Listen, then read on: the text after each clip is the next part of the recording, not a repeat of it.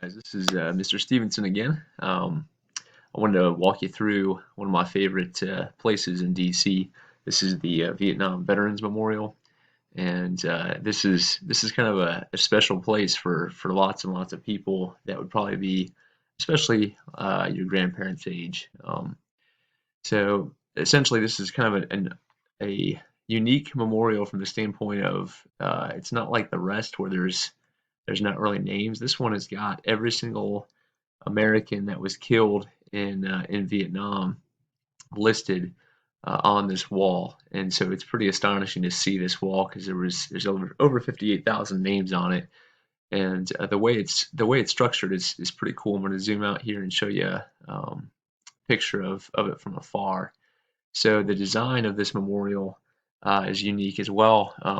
The young woman that designed it, she designed it so that it would look like a scar on on the United States, and it really does look like from afar. It looks like a big cut wound into the earth, and it was designed on purpose. I mean, this was kind of unique one from the standpoint that it was publicly funded. It was not funded by the federal government. This after the design was done, people from all over the United States and companies donated all kinds of money to get this thing built. This was not built by the federal government, so it's kind of a unique one.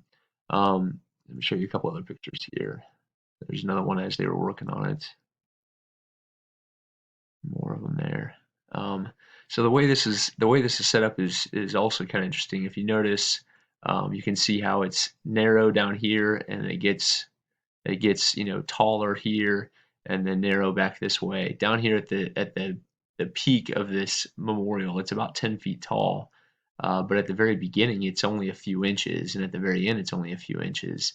And so it's set up in kind of a unique way from the standpoint that it is done chronologically. So the names are not listed alphabetically; they're listed chronologically. So as our kind of role and involvement in this war escalates, obviously more Americans are killed.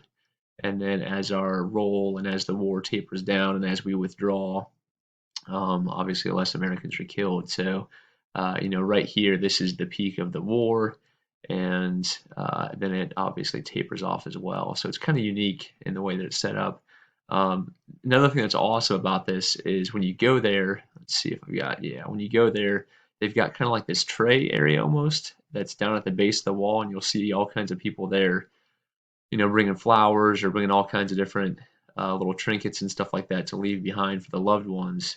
And I've had some really good experiences there. A few years back, I was with a student, and there was a guy that was at the wall that was getting a rubbing, and he was probably in his 60s, maybe early 70s, and my student asked if he could go talk to him because he had like a veteran's hat on and all that kind of stuff. And so, anyways, my student walked down and started talking to him, and the guy was there visiting his best friend had been killed, and so he was there kind of, I guess, essentially visiting with his best friend, getting a rubbing of his name. And so it's kind of like it's all etched in the granite. And so, for example, my dad has two friends that are on the wall.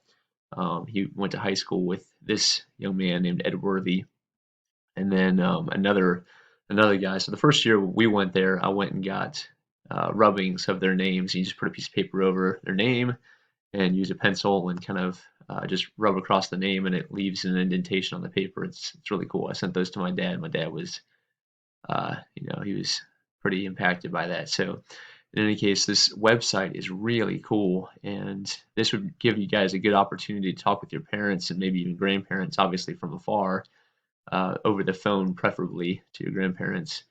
But it's got every person that's on the wall is listed on this website, and so let's see.